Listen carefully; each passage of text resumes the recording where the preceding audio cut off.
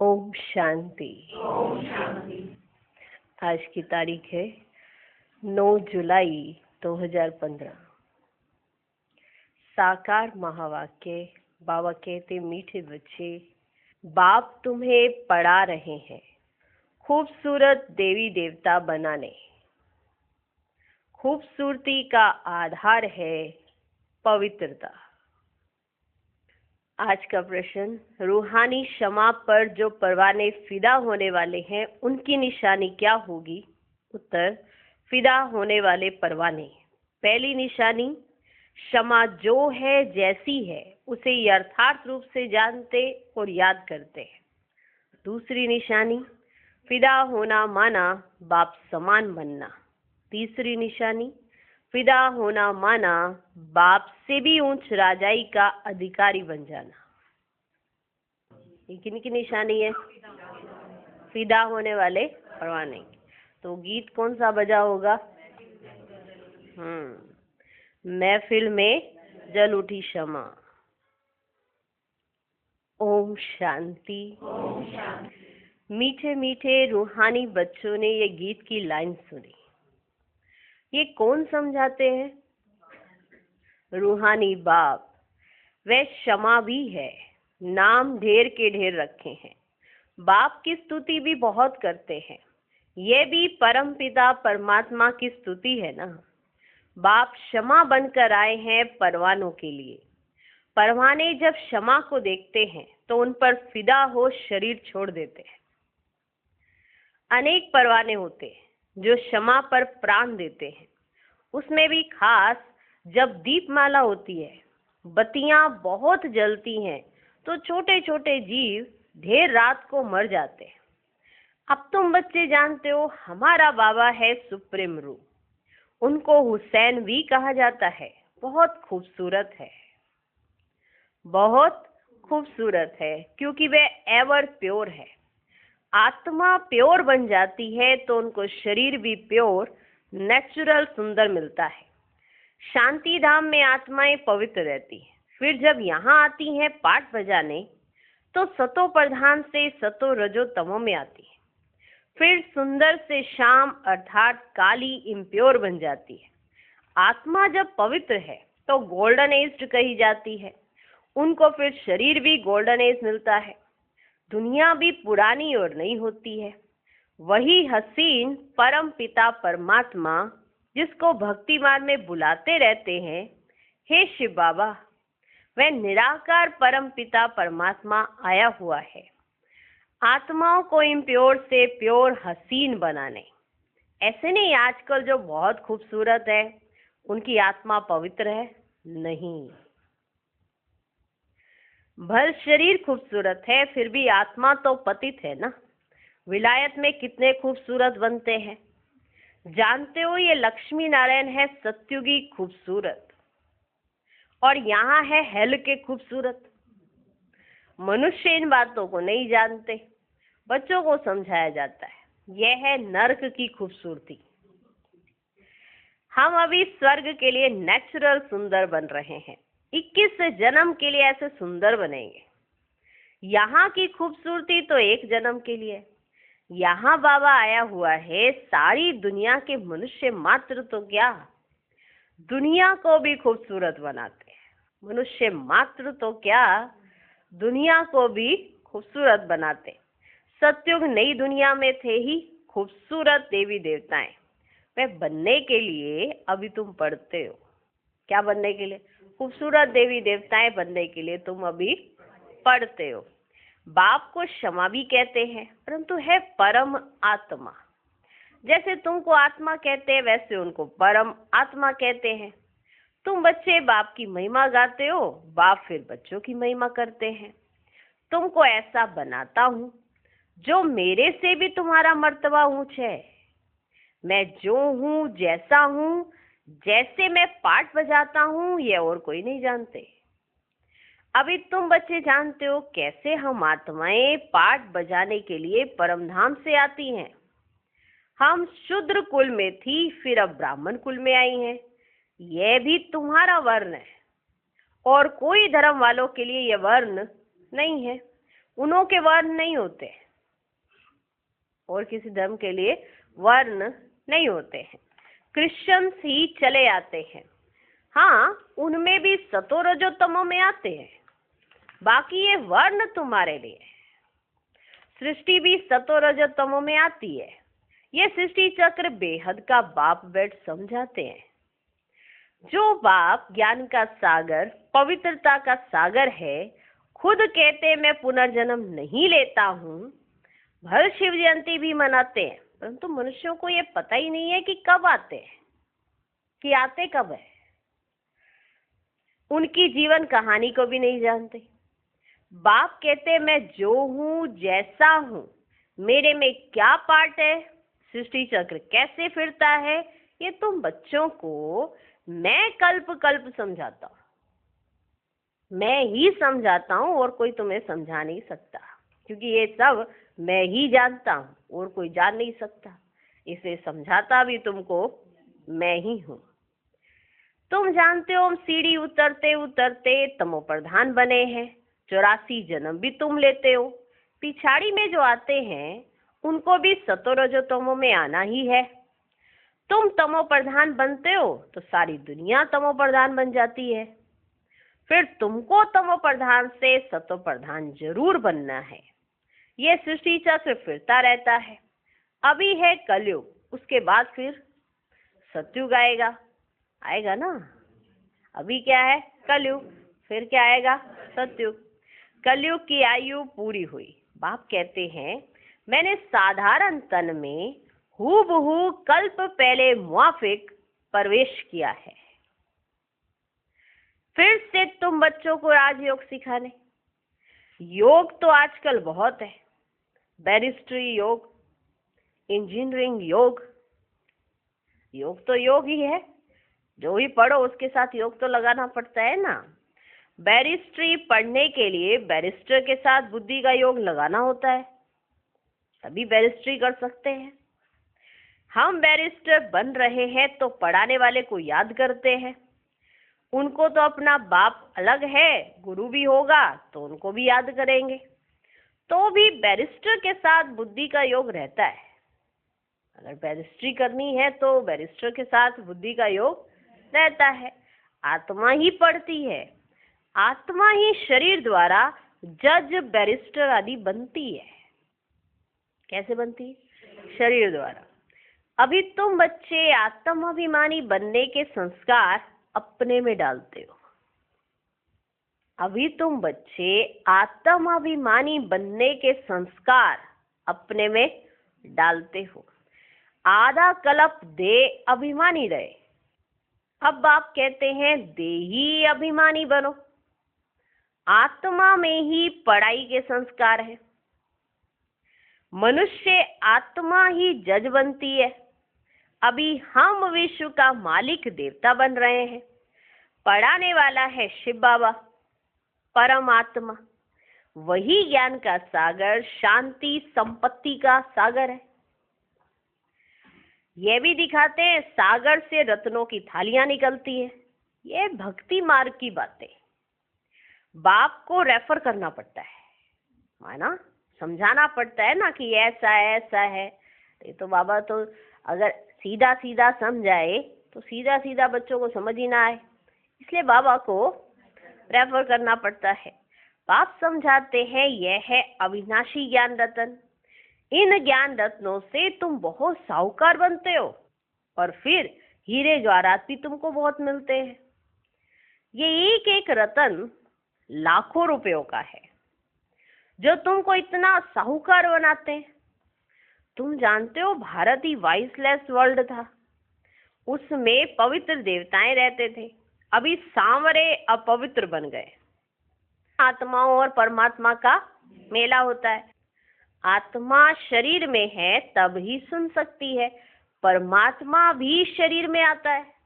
आत्माओं और परमात्मा का घर शांति धाम है। वहां चुरपुर कुछ भी नहीं होती है। ये नहीं कि वहां परम धाम में आत्माएं हिलती डुलती रहेंगी। वहां चुरपुर कुछ भी नहीं होती है। कहाँ? यहाँ परमात्मा बाप आकर बच्चों से मिलते हैं, शरीर सहित मिलते हैं। वहां तो घर है, वहां विश्राम पाते हैं। अभी तुम बच्चे पुरुषोत्तम संगम युग पर हो, बाकी दुनिया कलयुग में।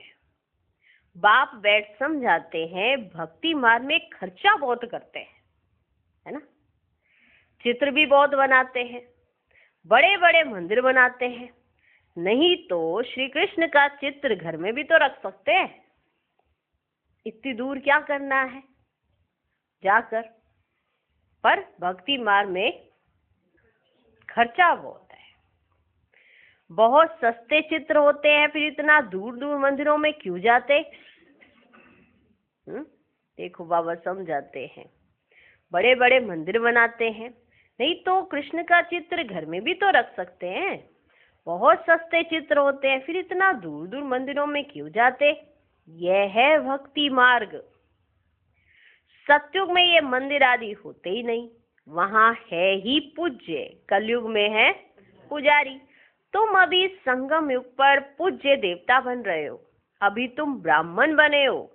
इस समय तुम्हारा ये अंतिम पुरुषार्थी शरीर मोस्ट वैल्यूबल है।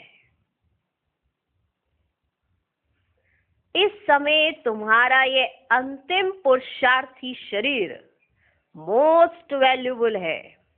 इनसे तुम बहुत कमाई करते हो। बेहद के बाप के साथ तुम खाते पीते हो इस शरीर में। बेहद के बाप के साथ तुम खाते पीते हो, पुकारते भी उनको। ऐसे नहीं कहते कृष्ण से खाऊं।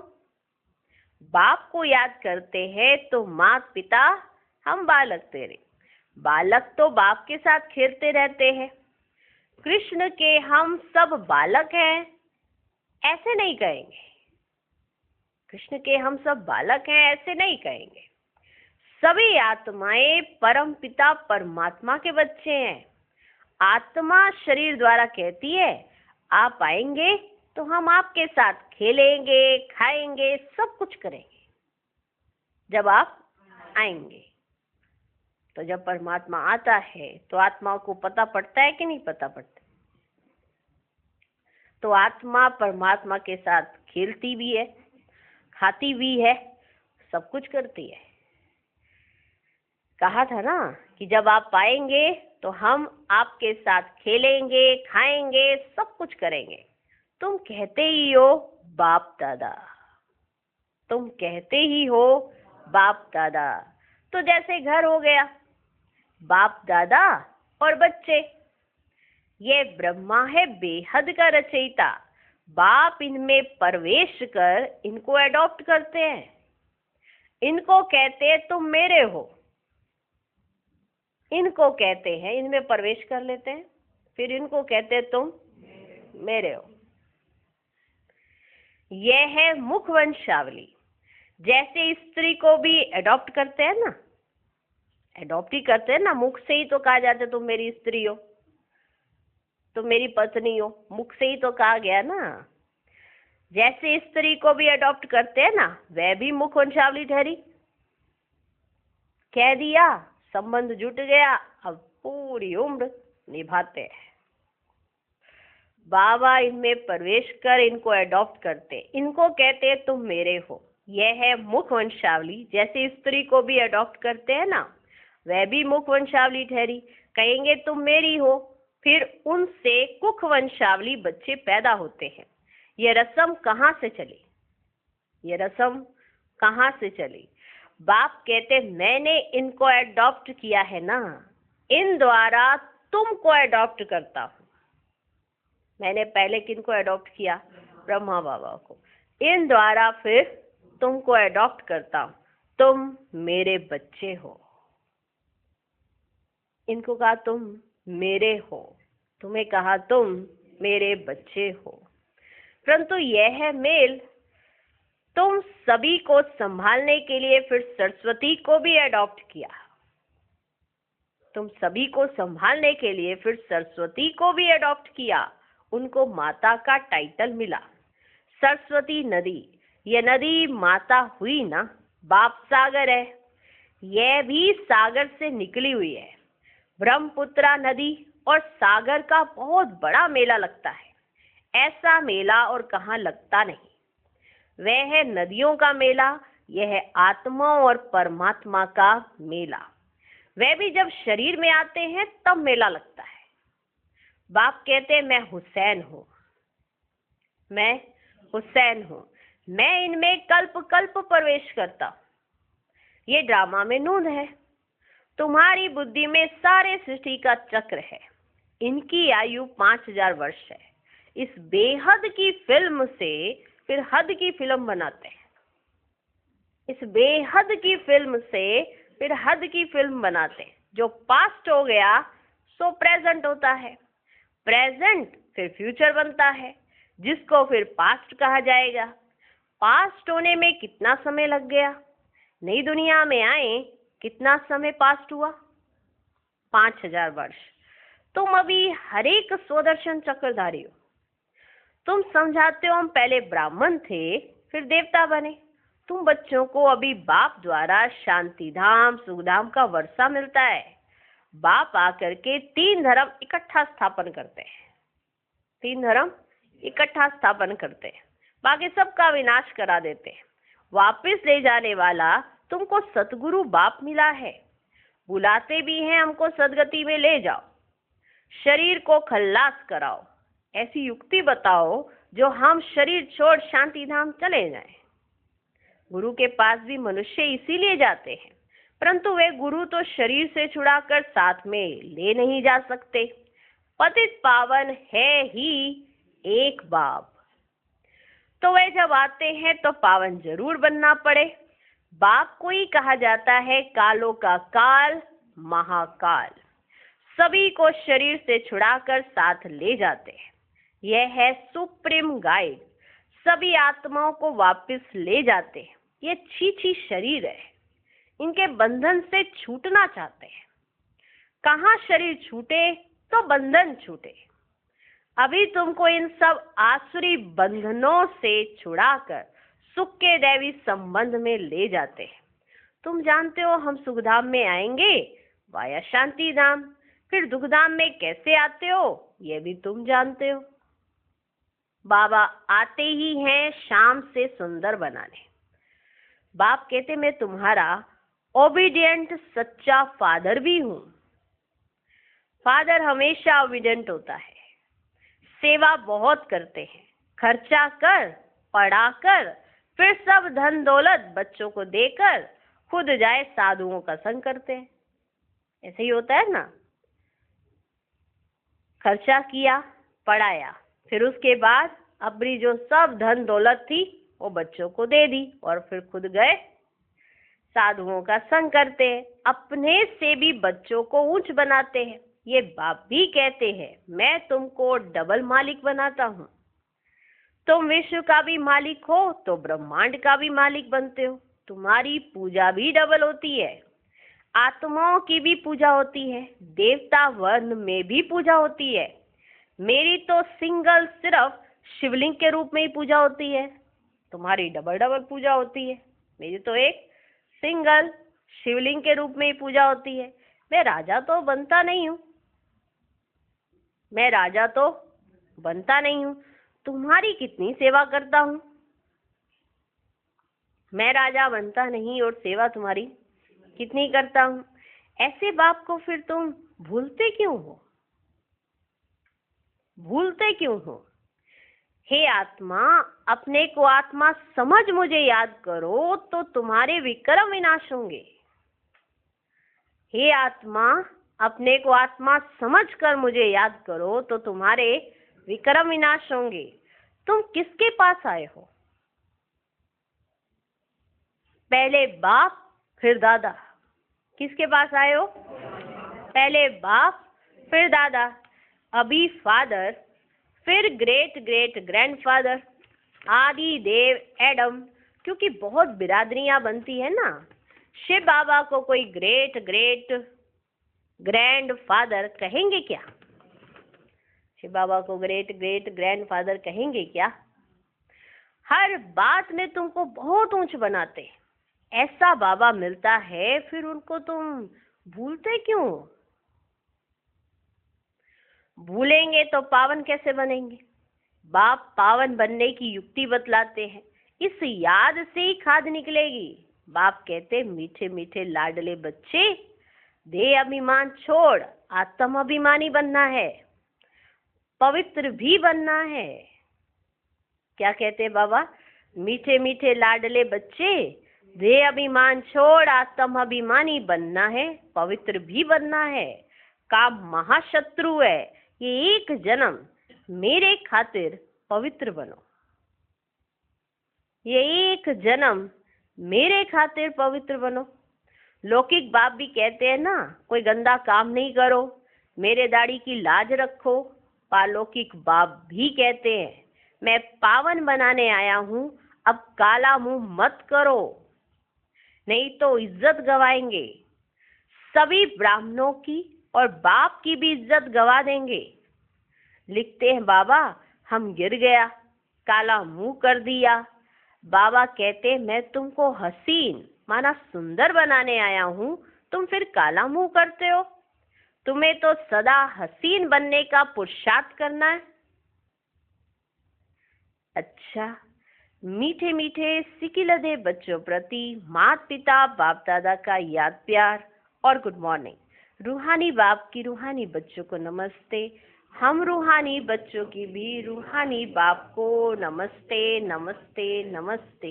Good morning good morning good morning. धारणा के लिए मुख्य सार, पहला पॉइंट, ये अंतिम पुरुषार्थी शरीर बहुत वैल्यूबल है, इसमें बहुत कमाई करनी है। बेहद के बाप के साथ खाते पीते सर्व संबंधों की अनुभूति करनी है। दूसरा पॉइंट, कोई भी ऐसा कर्म नहीं करना है जिससे ब्राह्मण परिवार की व बाप की इज्जत जाए। आत्म अभिमानी बन पूरा पवित्र बनना है। याद से पुरानी खाद निकालनी है। आज का वरदान, अपवित्रता के नाम निशान को भी समाप्त कर हिज होलीनेस का टाइटल प्राप्त करने वाले होली हंस भव।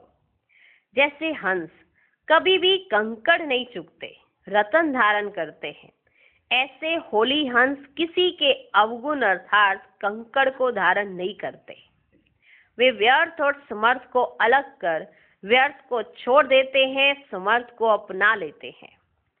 ऐसे होली हंस ही पवित्र शुद्ध आत्माएं हैं। उनका आहार व्यवहार सब शुद्ध होता है।